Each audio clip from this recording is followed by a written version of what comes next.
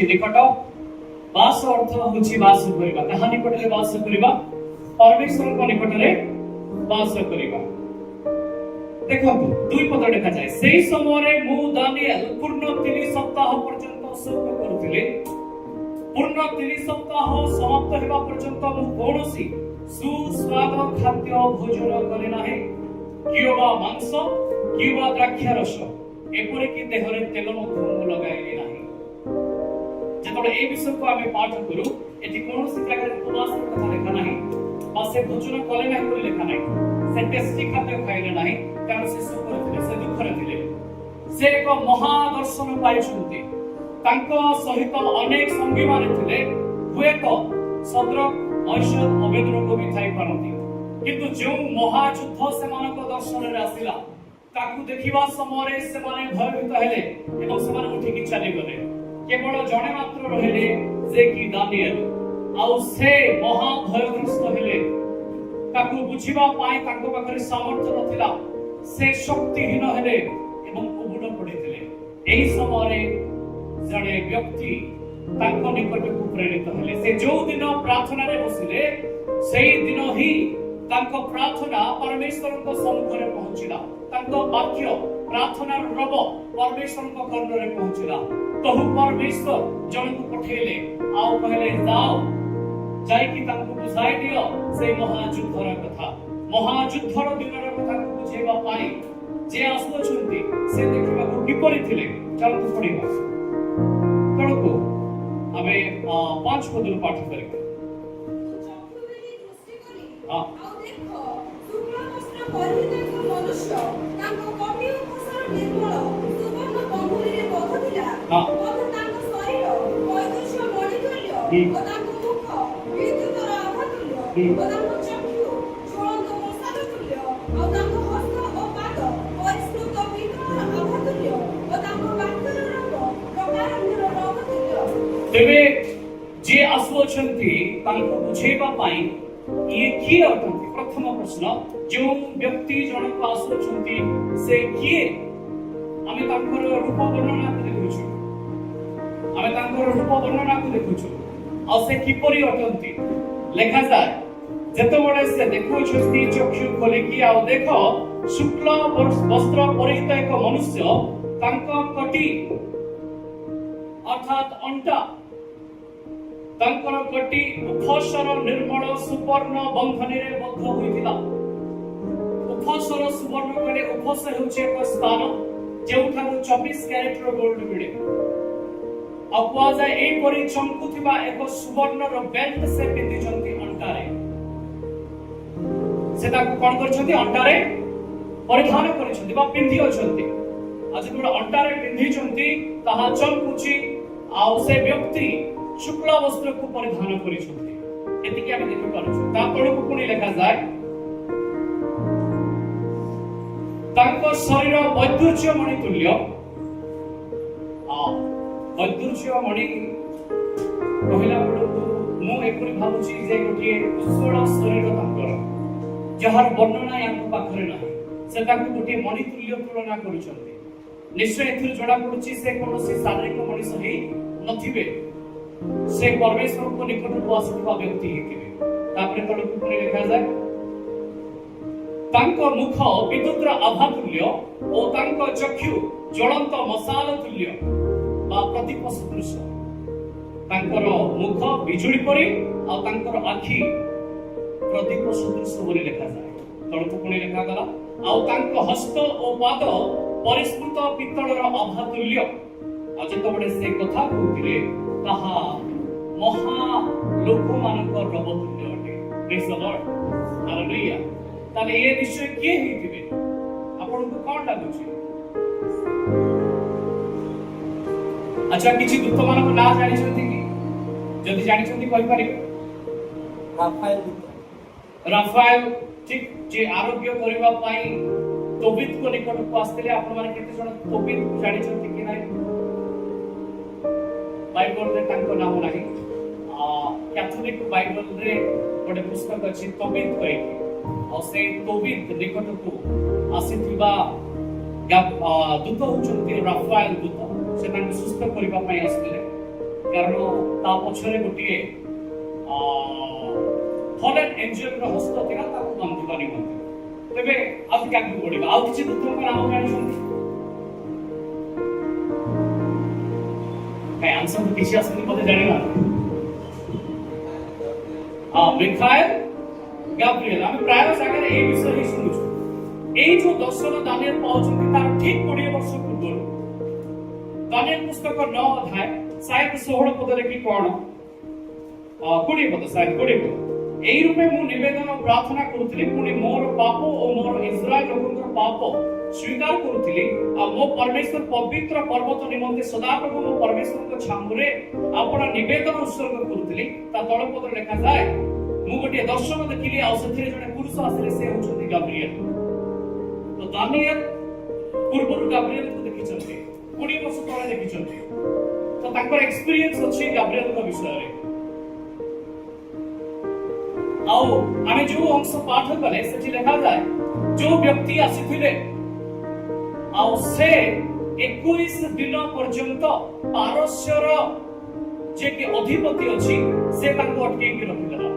ଯେତେବେଳେ ଅଟକେଇକି ରଖିଲା ସେତେବେଳେ ମିଖାଏଲ ଆସୁଛନ୍ତି ତାଙ୍କୁ ବାହାର କରିବା ପାଇଁ।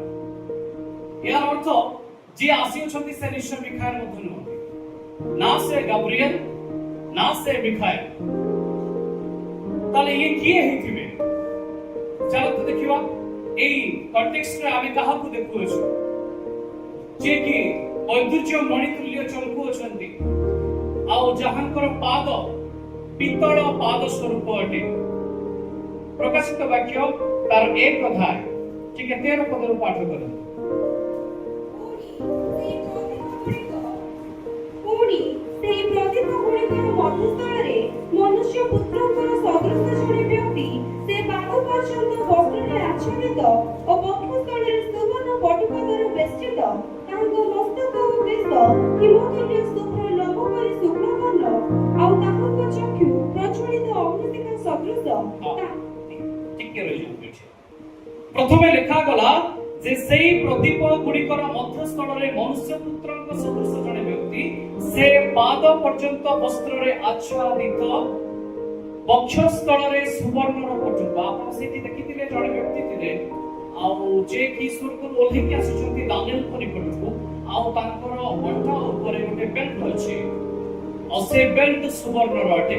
ଏଠି ପ୍ରକାଶିତ ବାକ୍ୟରେ ଆମେ ଦେଖୁଛୁ ଜଣେ ବ୍ୟକ୍ତି ଅଛନ୍ତି, ଇଏ ବି ଗୋଟେ ବେଲ୍ଟ ପିନ୍ଧିଛନ୍ତି, ଯାହାକି ଛାତିରେ ସାଧାରଣତଃ ବେଲ୍ଟ ପିନ୍ଧାଯାଏ, ତା ଅଣ୍ଟାରେ ପିନ୍ଧାଯାଏ। ଏଠି ଯେତେବେଳେ ତର୍ଜମା କରାଯାଉଛି ତାହା ସୂଚାଉଛି ଯେ ଅଣ୍ଟାଠୁ ଛାତି ପର୍ଯ୍ୟନ୍ତର ଗୋଟେ ବେଲ୍ଟ ସେ ପିନ୍ଧି ଅଛନ୍ତି, ଆଉ ଯୋଉ ବେଲ୍ଟ କି ସୁବର୍ଣ୍ଣର ଅଟେ।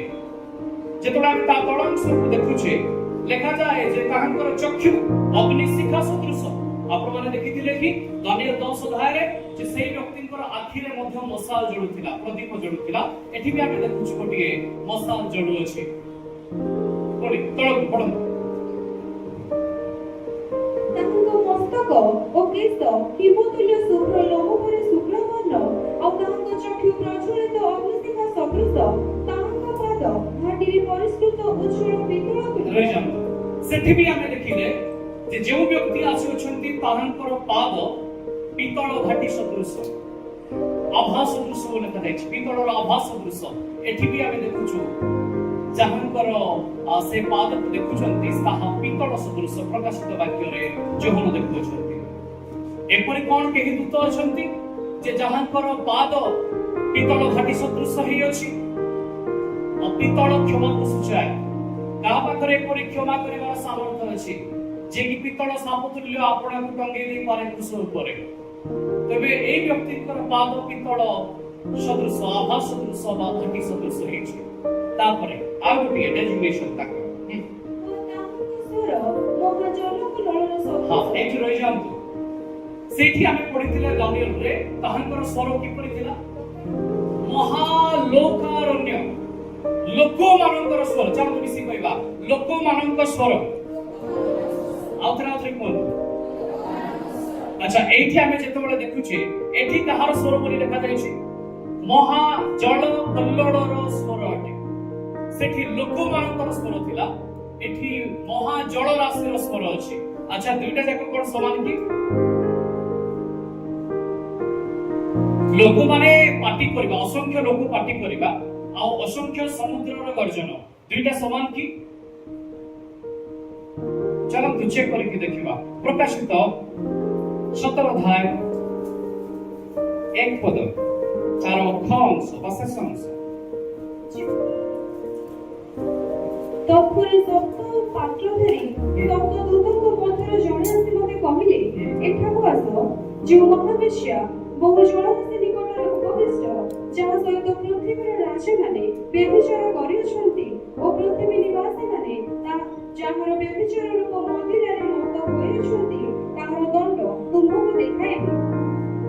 ଏଠି ଗୋଟିଏ ସ୍ତ୍ରୀ ଅଛି ଯେ କି ମହା ଜଳରାଶି ଉପରେ ବସିଛି। ଏବେ 15 ପଦ ମୁଁ ଆପଣଙ୍କ ସମ୍ମୁଖରେ ପଢୁଛି ଧ୍ୟାନ ଦିଅନ୍ତୁ।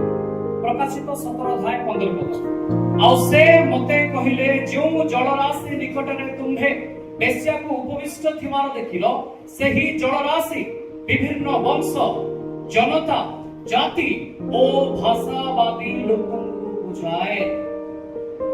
ରିପିଟ୍ କରିବି ଏଠି ଜଳରାଶି କହିଲେ କାହାକୁ ବୁଝାଏ? ମହା ଜନତାଙ୍କୁ ବୁଝାଏ। आसन मिसी कहबा praise the Lord hallelujah. Daniel जहां को देखुछंती एठी जोहन शिष्य प्रेरित जोहन मध्य ताहां को देखुछंती से आउ की नंती ख्रीष्ट जीसु अटंती। हालेलुया आसन मिसी कहबा हालेलुया प्रेज द लॉर्ड। ये प्री इनकार्नेशन आटे ख्रीष्टन को प्री इनकार्नेशन अवस्थिति पूर्व जो मांसमय शरीर नहीं से पृथ्वी रे जन्म वाले तार पूर्व अवस्था को आमे देखुछु आ से दानिएल को निकट रे पहुंचो छंती। जेतो बडे दानिएल ख्रीष्टन को देखुछंती ताहन को देखि याकर बळ क्षुण्ण हे गला से आउ थरे उबुड हे पड़ी गले आउ महा निद्राग्रस्त हेले। जेतो बडे महा निद्राग्रस्त आमे हो गोटे घोर अंधकार भीतर को चले जाओ ଆଉ ଏଇପରି ଘୋର ଅନ୍ଧକାର ଭିତରେ ଥିବା ସମୟରେ ସେଇ ବ୍ୟକ୍ତି ତାଙ୍କୁ ଉଠାଉଛନ୍ତି ଯେ ହେ ଦାନିଏଲ ତୁମ୍ଭେ ଉଠ ଭୟ କର ନାହିଁ ଆସ ଆମେ ତୁମକୁ ଶେଷ ଦିନର କଥା ବୁଝେଇବା। ହାଲେଲୁୟା ପ୍ରେଜ ଦ ଲର୍ଡ। ଏମିତି ଅନ୍ଧକାର ଘୋର ଅନ୍ଧକାର ଯେତେବେଳେ ମହାନିଦ୍ରାରେ ପଡ଼ିଛନ୍ତି ସେଇଠୁ ୟାଙ୍କୁ ଉଠା ଯାଉଛି। ତେବେ ମୋର ପ୍ରଶ୍ନ परमेश्वर जेउठी थांती से स्थान उज्जवलमय स्थान अटे ना अंधकारमय स्थान अटे? आउतर के जोर कुंत आसंतु गोटे अंश में पाठ करिबा प्रथम जोहन 1 अध्याय 5 पद। आम्ही माने ताको कोठारे जो कोठा तो सुनियो छु ए तुम मानको जणावो छु ताहा एकी ईश्वर ज्योति स्वरूप आ ताहा कोठारे अंधकार लेसो नाही। परमेश्वर ज्योति स्वरूप अटंती। आसनु मिसी कहबा परमेश्वर ज्योति अटंती ताहा कोठारे अंधकार लेसो नाही। आगोटे पद पढंतु जोहन 8 अध्याय 12 पद।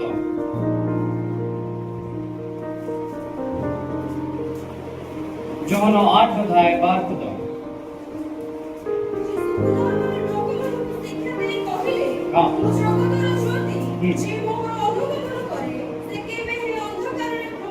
से कहले मु जगतर ज्योति या पूर्व कहले परमेश्वर ज्योति अटंती आ ख्रीष्ट कहले मु जगतर ज्योति अटे जे मो वाक्य अनुसार चले से अंधकार रे भ्रमण करिबो नाही। Praise the Lord hallelujah hallelujah.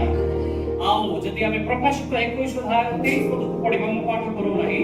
23 पद रे लिखा जाय आलोक निमंते सेई स्वर्गीय मंदिर रे सूर्य किंबा चंद्रर प्रयोजन नाही कारण ईश्वर को गौरव ताहाकू आलोकित करे और मेष शावक सेथिर प्रदीप स्वरूप अटंती। Praise the Lord. एबे कोन परमेश्वर जोडी अछंती से स्थान आलोक अटे ना अंधकार अटे? समस्त मुसे अछंती केमती का जगह अटे? ओके जेतो बडे परमेश्वर सिनाई पर्वत को ओल्हेले व्यवस्था देबा पाई मौसा को डाकिले मौसा आउ तुमे उठी आसो सेतबेले मौसा पर्वत मध्य को जाउछंती 10 आज्ञा आनिबा पाई। जो स्थान को मौसा जाउछंती से स्थान केमती हेतिबो? चमकदार स्थान हेतिबो ना अंधकार स्थान हेतिबो? ସେଇ ଜାଗା ଚମକଦାର ଜାଗା ହେଇଥିବ ନା ଅନ୍ଧକାର ଜାଗା ହେଇଥିବ ଯୋଉଠି ନିଜେ ପରମେଶ୍ୱର ଅଛନ୍ତି ଚମକୁଥିବ ନାଇଁ କି? ଚାଲନ୍ତୁ ପଢିବା ଯାତ୍ରା ପୁସ୍ତକ 20 ଅଧ୍ୟାୟ 21 ପଦ। ହଁ।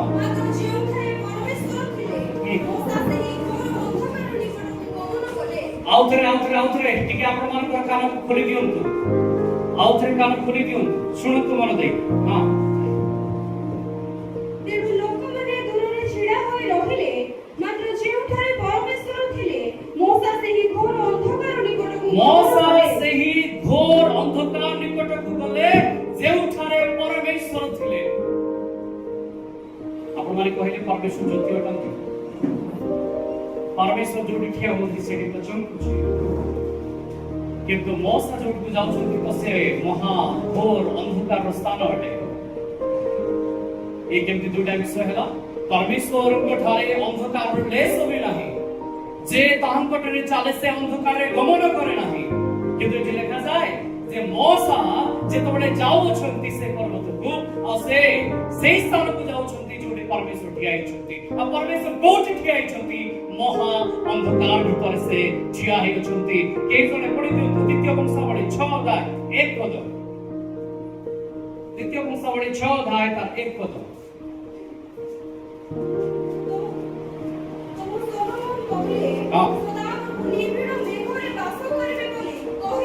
ସଦାପ୍ରଭୁ ନିବିଡ଼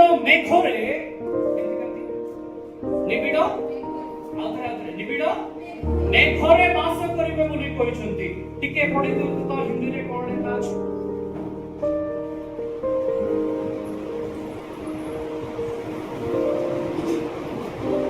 हिंदी वाला की नाम है 6 अध्याय तार 1 पद। हाँ। यहोवा ने कहा था मैं घोर अंधकार में हाँ बसती करूंगा। हालेलुया। यहाँ नहीं लिखा है वो कहां पर बैठेगा, कहां पर वास करेगा। एक तो मेघ शब्द नहीं, ये तो ओडिया लेखा जायछि मेघ बोली, किंतु एठी सोलोमन कहउछन्ति जे परमेश्वर केउठी वास करिवे? घोर अंधकार मध्यरे वास करिवे। हालेलुया। तांकर बसती घोर अंधकारमय स्थानरे रहि अछि। एबे मते परमेश्वर उज्जवल अटंती ना अंधार अटंती? कोडी वास करंती से उज्जवल स्थानरे ना अंधकार स्थानरे? जितोड़ा आमे महा निद्रारे गलु, जितोड़ा आमे ध्यानरे गलु, जितोड़ा आमे दर्शनरे गलु, आउ सेतबेले दानिएल गोटे भयंकर युद्धको देखुछन्ति, आउ ताहा निबिड़ अंधकार भितरे होछि। किंतु ताके बुझेबा पई जे आसुछन्ति से गोटे उज्जवल वस्त्र परिहित हेकि आसुछन्ति। एबे दुईटा कथा, परमेश्वर ज्योति अटन्ति, किंतु से जोडे वास करूछन्ति ता अंधकार अटे। ताले ये केमति का अंधकार अटे? जो मध्य परमेश्वर वास करती। परमेश्वर जदि वास करिवे जोडे ज्योति अछि सेटे अंधकार नाही। जदि लाइट आसिला अंधार पळै जिवो। परमेश्वर अछन्ति तथापि अंधकार अछि। ताले ये की प्रकार अंधकार अछि? जेतबेले जगत सृष्टि हैला सेई जड़ उपरे अंधकार थिला। जड़ उपरे अच्छा जड़ उपरे अंधकार थिला। थिला कि नथिला? पढ़ दियो 2 पद।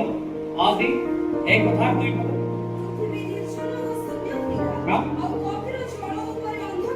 जड़ ऊपर आउ थे ऊपर आप सुनिबे। हां पढ़ो। जड़ ऊपर ईश्वर का आत्मा थिले। हालेलुया। जड़ ऊपर अंधकार थिला, जड़ ऊपर ईश्वर का आत्मा थिला। मु गभीर विषय आज कहूनी। मु एठी ईश्वर को आत्मा विषय कहूची जे कि अंधकार रे वास करिछन्ते। ये केमति का अंधकार अटे? आपको जानिबा के इच्छा अछि हाथ उठेइ दो। मते तो देखिले जा बिल्कुल लागुनी आपको जानिबा के इच्छा करछ। ए अंधकार भितरे ही से सत्य अछि। हालेलुया। Praise the Lord. जेतबेले आमे जगतर पापर अंधकार भितरु आमे निजको पृथक करि परमेश्वर को दृष्टि करू, आमे से ज्योति रे पहुंचू। चलो मु आपको साहाय्य करिबे। आपण माने आउ थिके पाछ करंतु। गीत संहिता 97 अध्याय तार 2 पद गीत तार 97 अध्याय 2 पद मेघमाଳ ଓ ଅନ୍ଧକାର ତାଙ୍କର ଚତୁର୍ଦିଗରେ ଥାଏ। ତ ମେଘ ଆଉ ଅନ୍ଧକାର ଏ ଦି ଜଣ ସବୁବେଳେ ମିଶିକି ଅଛନ୍ତି। ଯେତେବେଳେ ପରମେଶ୍ୱର ଅଛନ୍ତି ତାଙ୍କ ଚାରିପଟେ ମେଘ ବି ଅଛି ଆଉ କିନ୍ତୁ ପରମେଶ୍ୱର ଜ୍ୟୋତି ଅଟନ୍ତି। କିନ୍ତୁ ତାଙ୍କ ଚାରିପଟେ କଣ ଅଛି? ଅନ୍ଧକାର ଅଛି। ପ୍ରେଜ୍ ଦ ଲର୍ଡ, ହାଲେଲୁୟା ହାଲେଲୁୟା। ଓକେ, ତାପରେ आपण माने गोटे पद को चलतु ताहा देखो जाए द्वितीय सामुएल तार 22 अध्याय 10 पढ़ी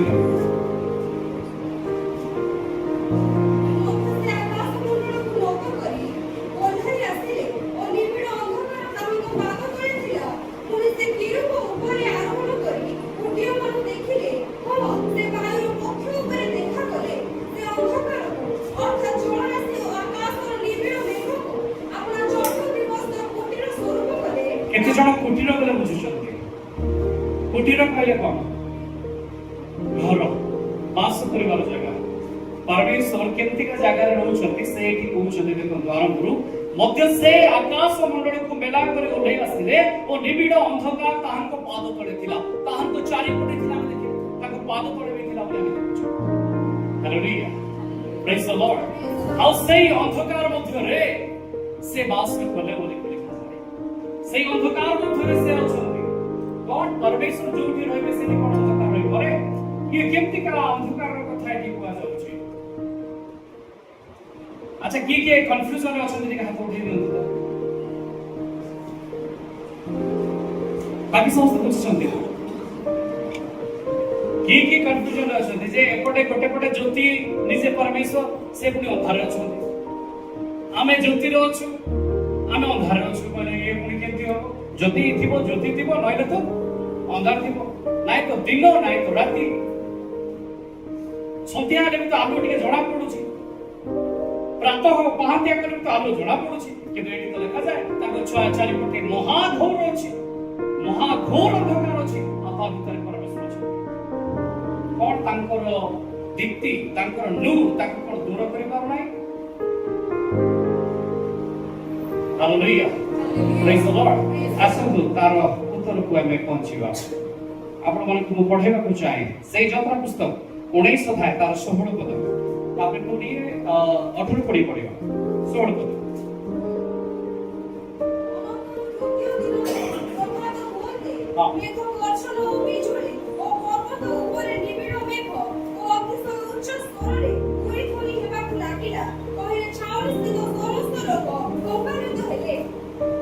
हमें देखिले जे जतबळे परमेश्वर सीना पर्वत को ओल्हेले सेतबळे लोक माने देखुछन्ती कोन देखुछन्ती? मेघ गर्जन। आसन मिसी कहबा मेघ गर्जन, बिजुली, पर्वत ऊपर निबिड़ मेघ एवं त्वरि ध्वनि। कोन देखिला आपण मन रखिले ना? मेघ देखुछन्ती, बिजुली देखुछन्ती, गोटे गर्जन सुना जाउछि आ तुरी ध्वनि सुना जाउछि। या कि समान देखुछन्ती किंतु प्रश्न उठुछि जे एठी अंधकार कथा कोन उल्लेख अछि? एठी कोन अंधकार कथा उल्लेख अछि? एठी देखा गला एठी उतारे तृतीय दिवस प्रभात हुंते मेघ गर्जन देखा गला, बिजुली देखा गला, पर्वत ऊपर निबिड़ मेघ देखा गला आ अति उच्च स्वर त्वरि ध्वनि हेबा लागिला। ए पर्यंत अंधकार ए स्थान रे नाही। 18 पढନ୍ତୁ।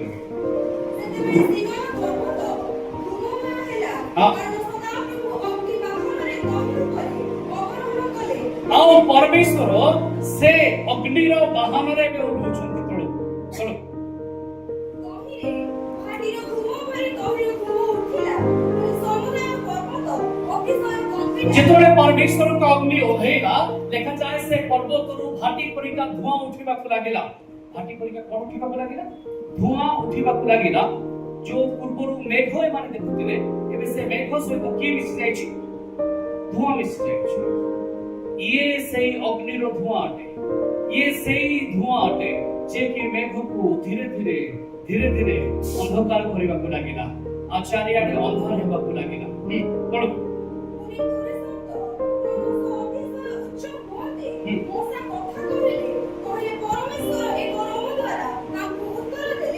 परमेश्वर को सहित मौसा कथा होचंती कि हम चारिआडे अंधकार विराजमान हैला गोटे महा अंधार सेठी छाई गला बोली के देखा जाय प्रेज द लॉर्ड हालेलुया एबे हमें फाइनल उत्तर आडे बुझिबा यात्रा 20 अध्याय तार 18 पद को आउ थेटी के पढि दियौ आउ थरे लोक माने देखुचंती मेघ गर्जन पुणी बिजुली तोरी ध्वनि आउ धुआं युक्त पर्वत को सेमाने देखिले काउ देखिले पर्वत ऊपर परमेश्वर उठेछंती परमेश्वर कोठी अछंती परमेश्वर कोन मेघ गर्जन रे अछंती उत्तर दियौ परमेश्वर कोन मेघ गर्जन रे अछंती परमेश्वर कोन बिजुली रे अछंती परमेश्वर कोन सेई तोरी ध्वनि रे अछंती परमेश्वर कोन धूमयुक्त पर्वत रे अछंती परमेश्वर कोठी अछंती एमान जो देखुछंती धुआं को ना से धुआं रे ना से धूरी रे ना से बिजुली रे ना से मेघ रे ताले परमेश्वर अछंती केउठी द्वितीय विवरणी 4 अध्याय 11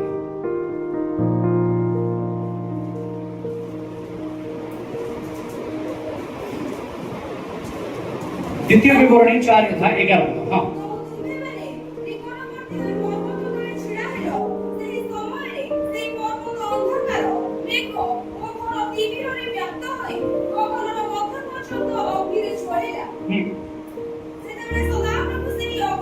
सेतबळे सदा प्रभु सेई अग्नि मध्यरु परमेश्वर कोठी थिले अग्नि मध्यरे हालेलुया केते जण बुझी पाउछंती परमेश्वर कोठी थिले अग्नि मध्यरे ना से तुरीरे ना मेघरे ना धुआरे से अछंती अग्नि मध्यरे हालेलुया प्रेज द लॉर्ड कि लोके जेतबळे देखिले या पूर्व पदरे हम पढिले लोके धुआं को देखिले मेघ को देखिले अंधकार को देखिले किंतु केही जणे मध्य सेनी ज्योति को देखिले नाही हालेलुया किंतु मोसा परमेश्वर को ज्योति को देखिले से तांको चिनिथिले कारण भूता मध्यरे परमेश्वर को अग्नि तांको सहित कथा हेतिले हालेलुया मोसा से अग्नि को चिनिथिले से अग्नि को जानिथिले तेनु से अग्नि को देखुथिले किंतु लोक मानकु से अग्नि देखा जाउथिला लोक मानकु घोर अंधकार देखा जाउथिला लोक मानकु धुआं उठिबा देखा जाउथिला विद्युतर स्वर सुना जाउथिला तुरीर स्वर सुना जाउथिला मेघ देखा जाउथिला किंतु परमेश्वर को अग्नि समान को देखा जाउथिला हालेलुया प्रेज द लॉर्ड सेठी जणे मात्र व्यक्ति अछंती जे कि अग्नि को देखुछंती जेतबळे महा अंधकार भितर परमेश्वर तांकु डाकिले मोसा जणे मात्र व्यक्ति जे उठी के जाउछंती से अंधकार भितर को कारण से जणे छंती अंधकार को भेद कला परे मो परमेश्वर सेठी वास करंती प्रेज द लॉर्ड ताले सर एठी काहे की घोर अंधकार परमेश्वर देले यात्रा 20 अध्याय 20 पद लिखा जाए परमेश्वर सेमानन को परीक्षा नेबा निमंते भय देखेबा पाई से ओलेथिले के जोडे पढि दियो तोहे मोसा लोकमान को कहिले भय करो नाही कारण तुममान को परीक्षा करिबाको ओ तुमे माने जे करि पाप न करिवो जे करि तुम्भे माने पाप न करिवो आपणार भयानकता देखाइबा पाई हाँ तुम्ह माने को आखिरे देखिबा पाई सेमने अग्नि को देखुनांती सेमने से घोर अंधकार को देखुचंती और घोर अंधकार रो भय रे लेखा जाए तापड़ को सेमने कहउचंती हे मोसा आमे परमेश्वर को देखि न पारू तांकर रब आमे सुनि न पारू जदि आमे सुनिबु ताले तुम्हे को आमे सुनिबु परमेश्वर गोटे भय रो व्यवस्था समान बनि को नै कि आसे जे पुरुष माने पाप न करतु hallelujah Praise the Lord. Praise the Lord. Praise the Lord.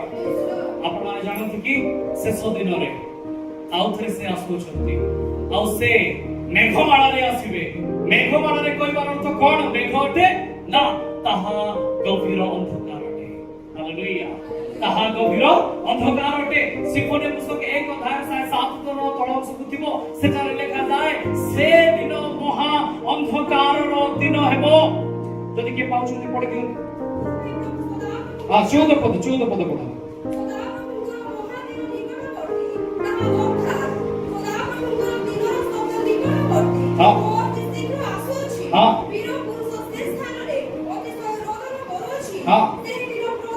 ସେ ଦିନ ସଦାପ୍ରଭୁଙ୍କ ଦିନ ଯେତେବେଳେ ପୃଥିବୀ ଉପରେ ଓହ୍ଲେଇବ, ଲୋକେ ଭାବୁଛନ୍ତି ବଡ଼ ଆନନ୍ଦର ଦିନ, ଚମକୁଥିବା ଦିନ, ବିଜୁଳି ସ୍ୱର୍ଗର ଆକାଶର ଏ ମୁଣ୍ଡରୁ ସେ ମୁଣ୍ଡକୁ ଚମକିଲା ପରି ସେ ଆସିବେ। ଆପଣମାନେ ଦେଖିଦେଇଛନ୍ତି ସେକେଣ୍ଡ କମିଂର ଚିତ୍ର, ଚାରିଆଡେ ଚମକୁଛି, ଧଳା ଧଳା ଡ୍ରେସ ପିନ୍ଧିକି ପଛପଟେ ଘୋଡାରେ ସବୁ ଆସୁଛନ୍ତି। ପ୍ରଭୁ ଧଳା ଘୋଡାରେ ଧଳା ଡ୍ରେସରେ ଆସୁଛନ୍ତି, ଚମକୁଛନ୍ତି, ତ ଭାରି ଖୁସି ଖୁସି ଲାଗୁଛି। ସେ ଦିନ କେମିତି ତାର ଦିନ ହେଇଥିବ, ଯୋଉ ମେଘମାଳାରେ ସେ ଆସୁଛନ୍ତି ତା ଚମକୁଥିବା ମେଘ ନୁହେଁ, ତାହା ଘୋର ଅନ୍ଧକାରର ମେଘ ଅଟେ। ତଳକୁ ପଢନ୍ତୁ। ସେଇ ଦିନ କ୍ରୋଧର ଦିନ, ସଂକଟ ଓ କ୍ଲେଶର ଦିନ, ଉଜାଡ ସର୍ବନାଶର ଦିନ, ଅନ୍ଧକାର ଘୋର ତିମିରର ଦିନ, ମେଘ ଆଉ ନିବିଡ଼ ଅନ୍ଧକାରର ଦିନ। ମୋ ପ୍ରିୟମାନେ, ଯୋଉମାନେ ସେଇ ଦିନ ପର୍ଯ୍ୟନ୍ତ ନିଜକୁ ଅପେକ୍ଷା କରି ରଖିଛନ୍ତି, ସେମାନଙ୍କ ପାଇଁ ଆଜି ପରମେଶ୍ୱର ଏହି କଥା କହୁଛନ୍ତି, ଉଠ ଦୀପ୍ତିମତୀ ହୁଅ, କାରଣ ତୁମର ଦୀପ୍ତି ଉପସ୍ଥିତ, ସଦାପ୍ରଭୁଙ୍କ ପ୍ରତାପ ତୁମ୍ଭ ଉପରେ ଉଦିତ। ଦେଖ, ଅନ୍ଧକାର ପୃଥିବୀକୁ ଓ ଘୋର ଅନ୍ଧକାର ଗୋଷ୍ଠୀ ବର୍ଗଙ୍କୁ ଆଚ୍ଛନ୍ନ କରିବ, ମାତ୍ର ତୁମ୍ଭ ଉପରେ ସଦାପ୍ରଭୁ ଉଦିତ ହେବେ, ତାହାଙ୍କ ପ୍ରତାପ ତୁମ୍ଭ ଉପରେ ଦେଖାଯିବ। ଗୋଟେ କଥା ଦେବା, କାରଣ ସେ ତାଙ୍କ ଲୋକମାନଙ୍କୁ ବୁଝେଇବା ପାଇଁ ଆସିଛନ୍ତି। ଯୋଉମାନେ ସେଦିନ ତାହାଙ୍କୁ ଅପେକ୍ଷା କରିଥିବେ, ସେମାନଙ୍କ ପାଇଁ ତାହାଙ୍କ ଦୀପ୍ତି ପ୍ରକାଶିତ ହେବ, ଯେପରି ମଶା ସେ ଅଗ୍ନିକୁ ଦେଖିଲେ। ହାଲେଲୁୟା। ମଶା ଯେପରି ସେ ଅନ୍ଧକାର ଭିତରେ ଅଗ୍ନିକୁ ଦେଖିଲେ, ସେ ଜାଣିଥିଲେ ଏ ଅନ୍ଧକାରକୁ ଭେଦ କଲା ପରେ ମୋ ପାଇଁ ପରମେଶ୍ୱରଙ୍କ ପ୍ରତୀକ ଅଛି। ପ୍ରେଜ୍ ଦ ଲର୍ଡ, ପ୍ରେଜ୍ ଦ ଲର୍ଡ, ପ୍ରେଜ୍ ଦ ଲର୍ଡ। କିନ୍ତୁ ଅନ୍ୟମାନଙ୍କ ପାଇଁ ଘୋର ଅନ୍ଧକାର ଥିଲା। ମୋ ପ୍ରିୟମାନେ, that is the symbol, ଏଠି ଗୋଟେ ସାଇନ୍ ପରମେଶ୍ୱର ଦେଖାଉଥିଲେ ଯେ ମୁଁ ଯେତେବେଳେ ସେକେଣ୍ଡ ଟାଇମ୍ ଆଉ ଥରେ ଆସିବି, ଯେମିତି ମୁଁ ସିନ ପର୍ବତକୁ ଓହ୍ଲେଇଥିଲି, ସେହିପରି ଆଉ ଥରେ ଯେତେବେଳେ ମୁଁ ଘୋର ଅନ୍ଧକାରର ମେଘମାଳାରେ ଆସିବି। ମୋ ପ୍ରିୟମାନେ, ଖାଲି ମେଘମାଳାରେ ନୁହେଁ, ଖ୍ରୀଷ୍ଟ ଆସୁଛନ୍ତି ଘୋର ଅନ୍ଧକାରର ମେଘମାଳାରେ ସେ ଆସୁଛନ୍ତି, ଆଉ ବିଚାର କରିବା ପାଇଁ, ଶାସନ କରିବା ପାଇଁ ସେ ଆସୁଛନ୍ତି। ଆଉ ସେଇ ସମୟରେ ଜଗତ ତନ୍ନିବାସୀ ମାନେ ଭୟରେ ଇସ୍ରାଏଲକୁ ଯେମିତି ଡରିକି ପଳାଇଲେ, ଏମାନେ ମଧ୍ୟ ସେଦିନ ଥରହର ହେବେ, କମ୍ପମାନ ହେବେ। କିନ୍ତୁ ଯେଉଁମାନେ ତାଙ୍କର ଅପେକ୍ଷାରେ ଥିବେ, ତାଙ୍କ ପ୍ରଦୀପ ସେମାନଙ୍କୁ ଉଠେଇ ନେବା ପାଇଁ ଶୀଘ୍ର ଆସୁଛି। ଆମେ ଗୋଟେ କଣ କରିଦେବା କି ସେ ଆସୁଛନ୍ତି ତାହାଙ୍କୁ ଉଠେଇ ନେବା ପାଇଁ, ଯେଉଁମାନେ ତାଙ୍କର ଅପେକ୍ଷାରେ ଅଛନ୍ତି। ଜଣେ ମତେ କହିଲେ ଯେ ଆଜ୍ଞା, ଆମେ ବାପ୍ତିସ୍ମ ହେଲା ପରେ ଯଦି ପାପ କରିବୁ, ତାହେଲେ ଆମ ପାଇଁ ଭାରି ଦଣ୍ଡ ଅଛି। ମୁଁ କହିଲି ତାହେଲେ କ'ଣ ଚାହୁଁଛନ୍ତି? ନାଇଁ, ଏବେ ଆମେ ବାପ୍ତିସ୍ମ ନେବୁ ନାହିଁ, ଟିକେ ଆମେ ଡେରିରେ ନେବୁ। ଆଚ୍ଛା, ଯୋଉ ଡେରିରେ ନେବୁ, ଯୋଉ ଟାଇମ୍ର ଗେପ୍ ଅଛି, ସେ ଟାଇମ୍ରେ କ'ଣ କରିବୁ? ନାଇଁ, ପ୍ରଭୁକୁ ଖୋଜିବୁ, ଆଉ ଟିକେ ବାକି ବେଶୀ ଜାଣିବୁ। ଆଚ୍ଛା, ଡୁବ ନେଲା ପରେ ଜାଣିଲେ ହେବନି? ନାଇଁ, ଆମେ ଆଉ ଟିକେ ଆଗରୁ ଜାଣିଲେ ଆମେ ଭଲରେ ଡୁବ ନେବୁ। ତିନିଥର ବୁଡ଼ିବୁ, ଥରେ ବୁଡ଼ିବା ଜାଗାରେ 3 ଥର ବୁଡ଼ିବୁ। ଆମେ ଯେତେବେଳେ ଅପେକ୍ଷା କରୁଛୁ, ତାର ଅର୍ଥ ଆମେ ପାପ ପାଇଁ ନିଜକୁ ପ୍ରସ୍ତୁତ କରୁଛୁ, ନା କି ଆମେ ପ୍ରଭୁଙ୍କ ପାଇଁ ପ୍ରସ୍ତୁତ କରୁଛୁ। ତା ପାଇଁ ଆମେ ପ୍ରସ୍ତୁତ ହଉଛୁ ଯେ ଏବେ ପାପ କରିଦେଲେ ଆଉ ପ୍ରଭୁ ହିସାବକୁ ନେବେ ନାହିଁ। ସେମାନଙ୍କ ଭାବନା କ'ଣ ଦେଖନ୍ତୁ, ଖ୍ରୀଷ୍ଟିଆନ ଲୋକଙ୍କ ଚିନ୍ତା, ଏବେ ପାପ କଲେ ଚଳିବ, ଡୁବ ନେଲା ପରେ ହିସାବ କରିବେ। ତେଣୁ ଏବେ ଏମିତି ଚଲାଇବୁ, ଆମେ ଏମିତି ପାପ ଚଲାଇବୁ, କୋଉ ପର୍ଯ୍ୟନ୍ତ ଚଲାଇବୁ ଜାଣିବୁ, ଆମେ ଚଲାଇଥିବୁ କୋଉଠି କୋଉଠି ତ ବ୍ରେକ୍ ନେବୁ, ଯେ କେବେ ନେବୁ ସେଟା ଗ୍ୟାରେଣ୍ଟି ନାହିଁ। সেটা কোন দিন আসিব, কেতেবেলে আসিব, তা পরমেশ্বর জানନ୍ତି। হালেলুয়া, প্রেজ দ লর্ড। ମୁଁ କହିଲି ଆଚ୍ଛା, ଡୁବ ନେଲା ପରେ ବି प्रभु गोटे चांस हुए तो हमको दे पारती काले आम पापर पड़ जाए से चांस देवे हाथ तो अच्छी से तो कहते उठ दीप्तिमती हुआ आम तुमको उठे नबू आमर ज्योति तुम प्रकाशित हो किंतु से दिन अंधकार स्थान थी मो प्रिय माने जो माने डुब नहीं नाती से माने तो पक्का मरबे डुब नेबा लोक पई गोटे चांस अच्छी हाथ बढ़ाइबे प्रभु तुम मो राज्य को देखिबा पाई तोर क्वालिफिकेशन अच्छी आईडी तो अच्छी सुजोग तो जीवन फेरा ता पाई तो सेतकी भी नहीं मो कोन यार तुझे डुब नहीं की पाबो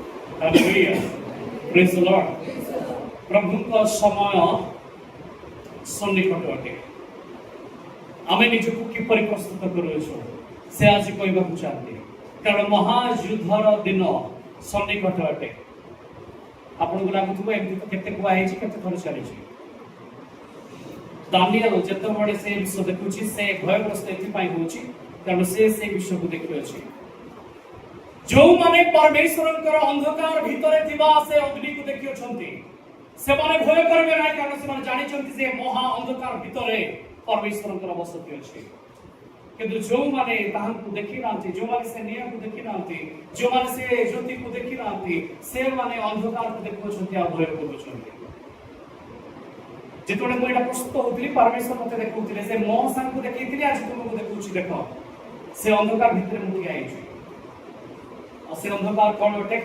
तांकर जो श्रुति आसिकी पहाड़ ऊपर पहुंचला सेठु भाटी सदृश धुआं उठिला से धुआं घन अंधकार को तैयारी कला और से धुआं तांको महिमार धुआं अटे हालेलुया और ए महिमा दी प्रकार कथा हुए जो माने अपेक्षा अछंती से मान को ज्योति निकट को नेबार ए घोर अंधकार देखाउछि किंतु जो माने अपेक्षा रे नहंती से मानकर विनाश होता देखौछि हालेलुया सेति पाई सोलोमन पुछाले प्रभु तुम केउ थारे वास करबो कोन मोर हाथ तियारी घरे से कहले देखो आमे महा घोर अंधकार भितरे वास करछु आमे शीघ्र आसुछु तुमे जो मंदिर बनेछु ता ऊपर आमे आपण स्थायी मंदिर बनेबा असति आमे हजार वर्ष शासन करबा प्रेज द लॉर्ड तुमे जो मंदिर बनाओ छ जो काठ इटा निर्मित गृह बनाओ छ ता ऊपर आमे गोटे स्थायी घर बनेबा असति आमे वास करबा किंतु जे दिन आमे वास करबा पय आसीबा महा घोर अंधकार दिन रे वास करबा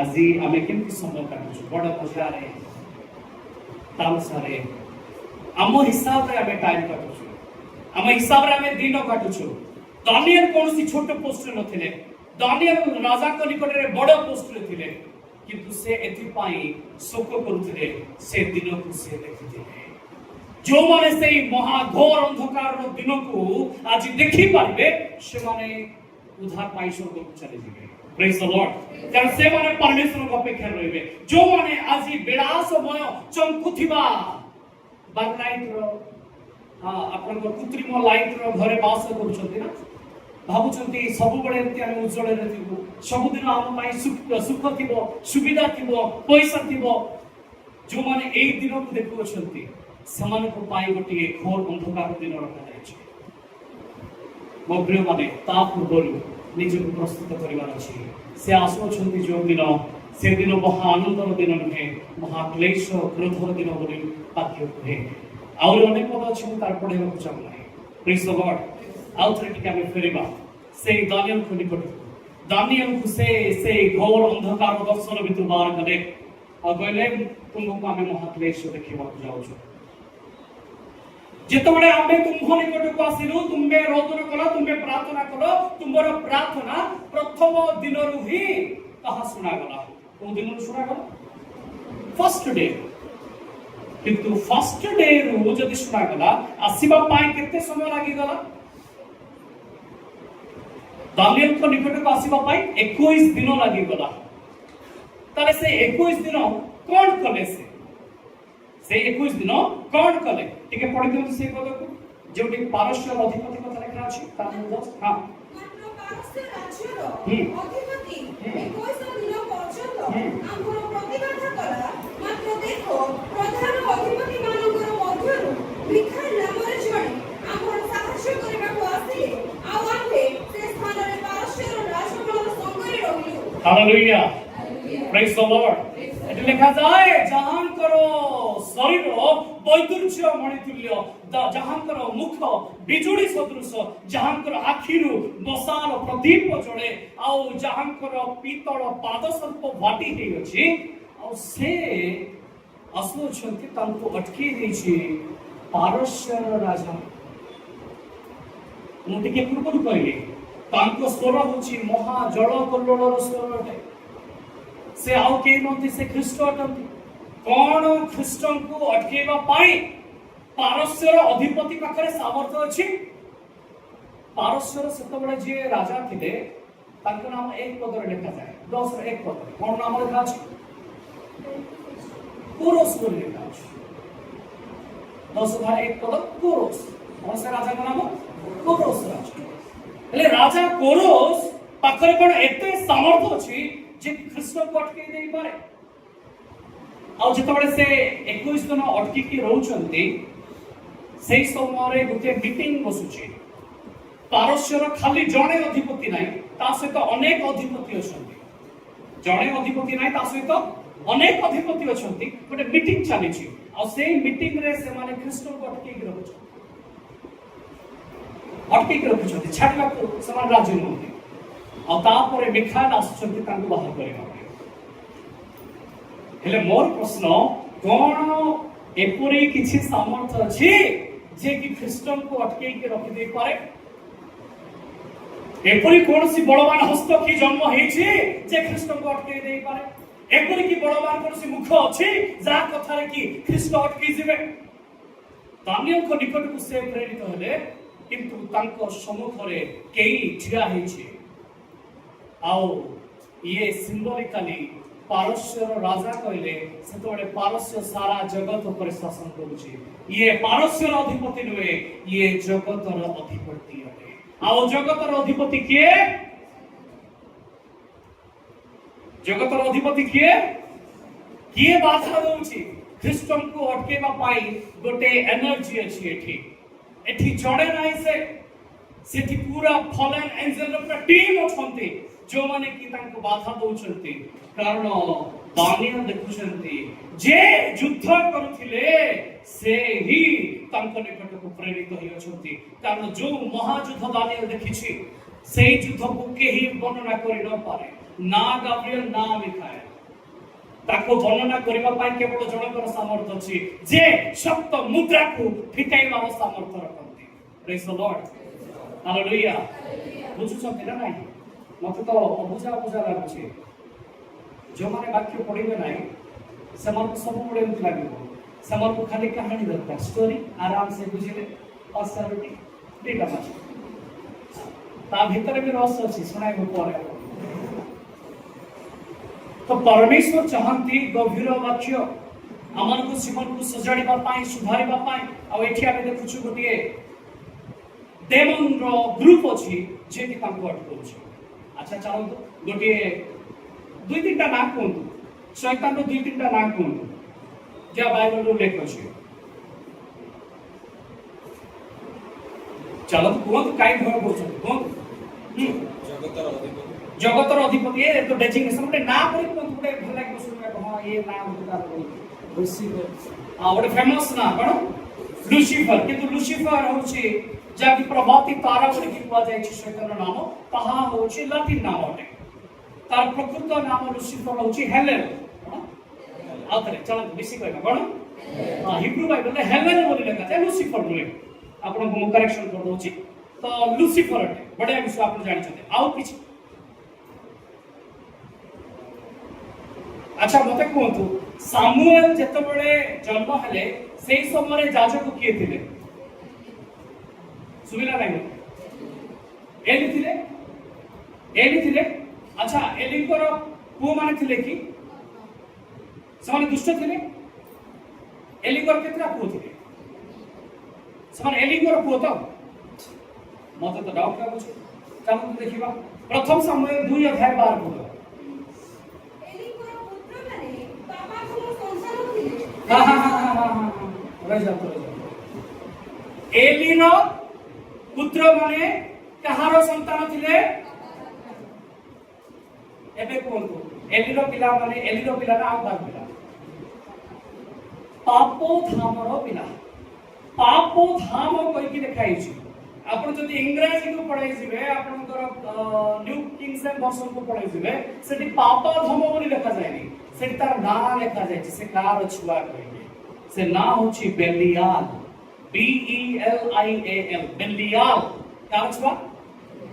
ଆଉଥରେ କାହାର ଛୁଆ? ମତେ କେତେ ଜଣ ମନ ପାଇଲା ନାହିଁ କାହାର ଛୁଆ କହିକି। ସେମାନେ କାହାର ଛୁଆ? ବେଲିଆଲର ଛୁଆ ସେମାନେ। ଶୈତାନର ଆଉ ଗୋଟେ ଇଏ ଗ୍ରୁପ ଅଟେ, ଯେମିତି ଲୁସିଫର ଗୋଟେ ନା, ସେ ଏକୁଟିଆ ନାହିଁ, ତା ସହିତ ଟିମ୍ ଅଛନ୍ତି। ସେ ଟିମ୍ ଭିତରେ ଜଣେ ହଉଛି ବେଲିଆଲ, ଆଉ ଜଣେ ବି ଅଛି ବାଲଜିବୁଲ। ଶୁଣିଛନ୍ତି? ଯୀଶୁଙ୍କୁ କୁହାଗଲା ଇଏ ଭୂତ ମାନଙ୍କୁ ଛଡଉଛି କାହା ସାହାଯ୍ୟରେ? ବାଲଜିବୁଲ ସାହାଯ୍ୟରେ। ଆଜି ମୋ ପାଖରେ ସମୟ ନାହିଁ, ତେଣୁ ମୁଁ ସେମାନଙ୍କ ବିଷୟରେ ବହୁତ କହିବିନି। ମୁଁ ଜଣଙ୍କ ବିଷୟରେ ଆଜି କହିବି, ହୁଏତ ନେକ୍ସଟ ଆଗାମୀ ଦିନରେ ଆମେ ଆଉ ଅନେକଙ୍କ ବିଷୟରେ ଶିଖିବା। ତେବେ ବେଲିଆଲ ବିଷୟରେ ମୁଁ ଆପଣଙ୍କୁ କହିବାକୁ ଚାହେଁ। ଯିଏ ପରମେଶ୍ୱରଙ୍କୁ ଅଟକାଉଛି, ସେ ବେଲିଆଲ, ଯାହାକୁ ପାପଧାମର ସନ୍ତାନ କୁହାଯାଇଛି, ତାର ନାଁର ଅର୍ଥ ମଧ୍ୟ କଣ ଅଟେ? ନା ଜଗତର ଅଧିପତି ଅଟେ। Prince of the world, prince of the Persia. ପର୍ସିଆର ସେ ପ୍ରିନ୍ସ ଅଟେ। ସେ ଖ୍ରୀଷ୍ଟଙ୍କୁ ଅଟକେଇବା ପାଇଁ ଯାଇଛି। କେମିତି ଅଟକେଇଲା, କାହିଁକି ଅଟକେଇଲା, ଆମେ ଆଗାମୀ ଦିନମାନଙ୍କରେ ସେ ବିଷୟରେ ଶିକ୍ଷା କରିବା। ତ ଏଇ ବେଲିଆଲ ବିଷୟରେ କହିକି ମୁଁ ଆଜି ସମାପ୍ତ କରିବି। ବେଲିଆଲ କିଏ? ଟିକେ ପଢି ଦିଅନ୍ତୁ କେହି ଜଣେ। ପ୍ରଥମ ସାମୁଏଲ ତାର 25 ଅଧ୍ୟାୟର 25 ପଦ।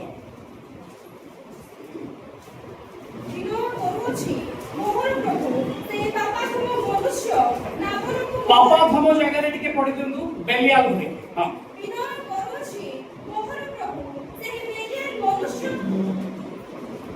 ହଁ, ହଁ, ବେଲିଆଲ ମନୁଷ୍ୟ।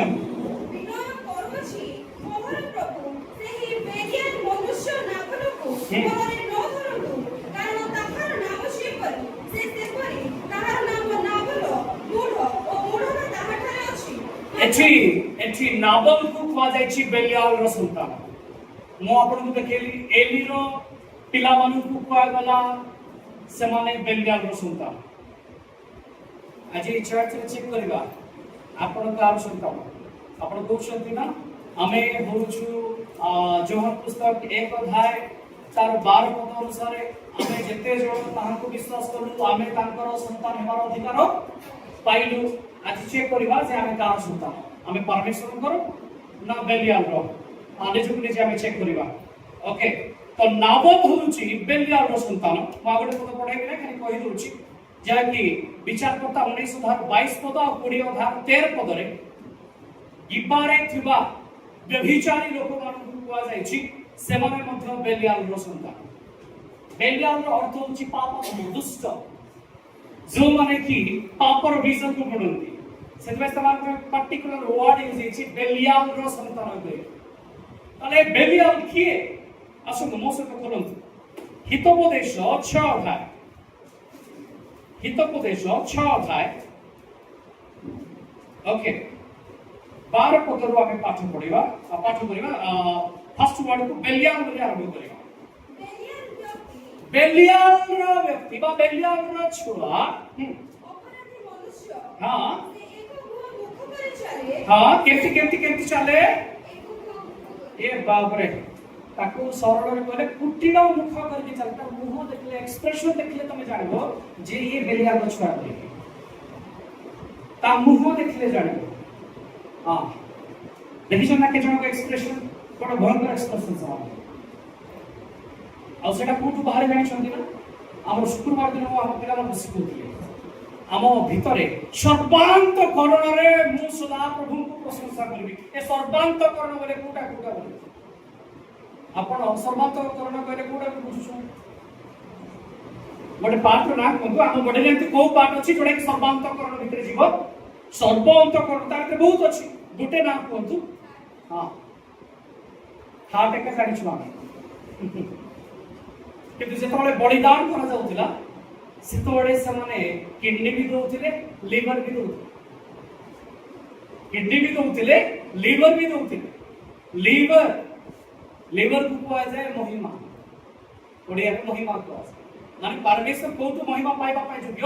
ଆମ ଲିଭର ଭିତରୁ, ଯିଏ ଆମ ବ୍ଲଡକୁ ପ୍ୟୁରିଫାଏ କରୁଛି।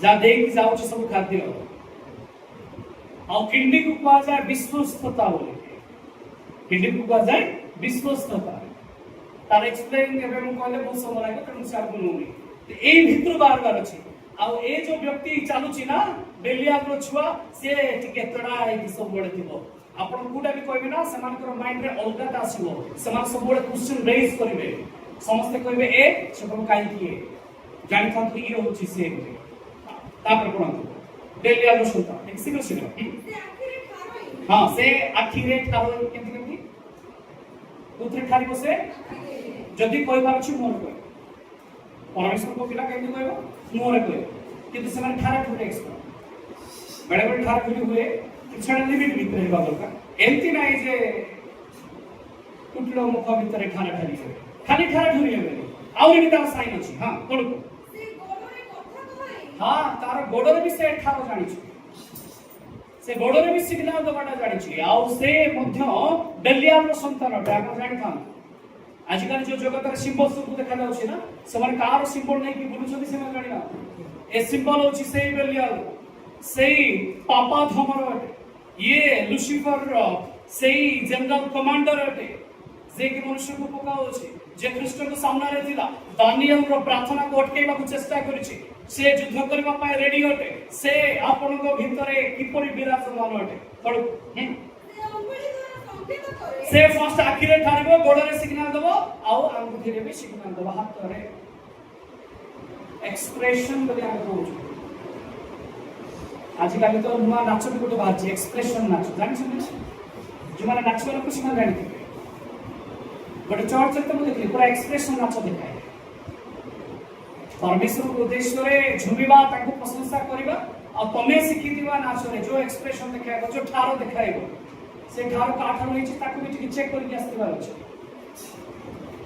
तळ तापर तार अंतःकरण रे कुटिल हां तार मुह जो स्टार्टिंग रे कुटिल थिला ना सेरा कुटु बाहर थिला हां ए भितरटा तार कुटिल अछि तार जो लिवर अछि ना से कुटिल हो जाय छै तार किडनी कुटिल हो जाय छै तार हार्ट कुटिल हो जाय छै ए भितरु तार कुटिलता तार मुह एक्सप्रेस करू छै तो जो देखिले ए लोक तेढ़ा चाल चालू छी तेढ़ा कथा कहू छी तार मुह एक्सप्रेस करू छी ता भीतर पार्ट परमेश्वर को वाक्य करी हुए जे हम अंतर रे अछि ता मुखरे प्रकाश पाए ये होची बेलियार रो संतान तापर कोन से सर्वदा अनिष्ट छि से सब बड़े कोन चिंता करे हां केबे से भल चिंता करे जस्ट एग्जांपल आज हमें सकाळ 9टा बेले उपासना रे बसला से स्टार्टिंग रे कर 9टा बेले मु नथिबी मोर काम थिबो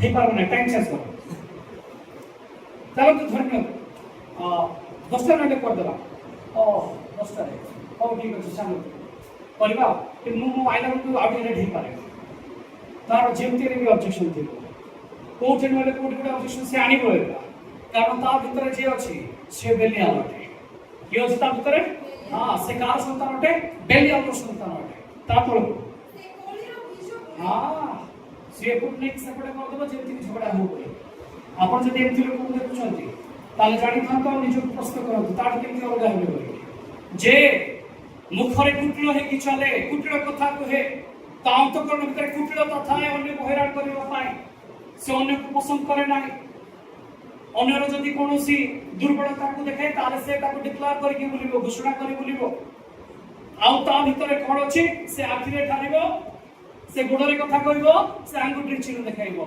एठी आपन को मु चारिटा कथा कहली नंबर 1 कहली से कुटिलो मुख करे कारण तार अंतःकरण कुटिलो दुई रे कहली से आखिरे ठारे गोडरे कथा कहे आंगुठी रे चिन्ह देखाए तृतीय रे कहली से सब बड़े अनिष्ट चिंता करे और चार रे से झगड़ा करबा को चेष्टा करे वो प्रिय माने चर्च को जो माने डिवाइड करंती चलो हम अलगा चर्च करबा पई जिबा जेतो बड़े ए मंत्रणा तयारी हुए आपण जानि के ये बेलियार रो सुल्तान अटे कारण से सब बड़े कड़ी को खोजिबो डिवाइड करबा परमेश्वर का नुहे डिवाइड सब बड़े के करबो बेलियार करबो जेति समान को भीतर डिस्टर्बेंस होए हालेलुया आ ता पे परमेश्वर बड़े पनिशमेंट दे छथि जो माने एठी बेलियार संतान छथि ସେମାନେ ଗୋଟିଏ ଦଣ୍ଡ ପାଇଁ ନିଜକୁ ପ୍ରସ୍ତୁତ କରନ୍ତୁ ତା ତଳକୁ ଲେଖାଯାଏ ସେ ହଠାତ୍ ଭଗ୍ନ ହେବ ସେ ହଠାତ୍ କେତେବେଳେ ସଡନ୍ ତାର ଡେଥ୍ ହେବ ଆଉ ଆପଣ ଖବର ପାଇବେ ଯେ ଏମିତି କେମିତି ହେଇଗଲା ବୋଲି କାରଣ ତାର ଅନ୍ତଃକରଣ କୁଟିଳ ଥିଲା ମୋ ପରମେଶ୍ୱରଙ୍କ ଲୋକମାନେ ନିଜ ଅନ୍ତଃକରଣକୁ ଶୁଚି କରନ୍ତୁ ପବିତ୍ର କରନ୍ତୁ ନିଜକୁ ପ୍ରସ୍ତୁତ କରନ୍ତୁ ସେ ଆସୁଅଛନ୍ତି ଯେପରି ତାଙ୍କ ଦୃଷ୍ଟିରେ ଆମେ ବେଲିଆଲ ପରି ନ ଦେଖାଯାଉ ଆଗକୁ ଦେଖିବା ବେଲଜେବୁଲର ସ୍ୱଭାବ ଅସ୍ମୋଦୋସର ବି ସ୍ୱଭାବ ଦେଖିବା ଲୁସିଫରକୁ ତ ସମସ୍ତେ ଜାଣିଛନ୍ତି ତାପରେ ଆମେ ମହାଯୁଦ୍ଧର ଦିନର କଥା ଦେଖିବା ଯେ ଦାନିଏଲକୁ ପରମେଶ୍ୱର କେଉଁ କେଉଁ ବିଷୟ ବୁଝେଇଲେ କିନ୍ତୁ ତା ଭିତରେ ପ୍ରଶ୍ନ ଏବେ ବି ଯେ 21 ଦିନ କାହିଁକି ସମୟ ଲାଗିଲା ଆଉ କାହିଁକି ପରମେଶ୍ୱର ସେଇ ପ୍ରତିବାଧା କରିବାକୁ ଆସିଥିବା ପାରସ୍ୟର ଅଧିପତିକୁ ଯୁଦ୍ଧ କଲେ ନାହିଁ ତାର କାରଣକୁ ମଧ୍ୟ ଦେଖିବା ପ୍ରଭୁ ସମସ୍ତଙ୍କୁ ଆଶୀର୍ବାଦ କରନ୍ତୁ ଆମେନ୍ ଆସନ୍ତୁ ନିଜ ଜାଗାରେ ଠିଆ ହେବା ଗୋଟିଏ ମିନିଟ୍ ଅଛି ଆମ ପାଖରେ ନିଜକୁ ସମର୍ପଣ କରିବା ପ୍ରଭୁଙ୍କ ନିକଟରେ ଯେପରି ଆମେ ବେଲିଆଲର ସନ୍ତାନ ପରି ନୁହେଁ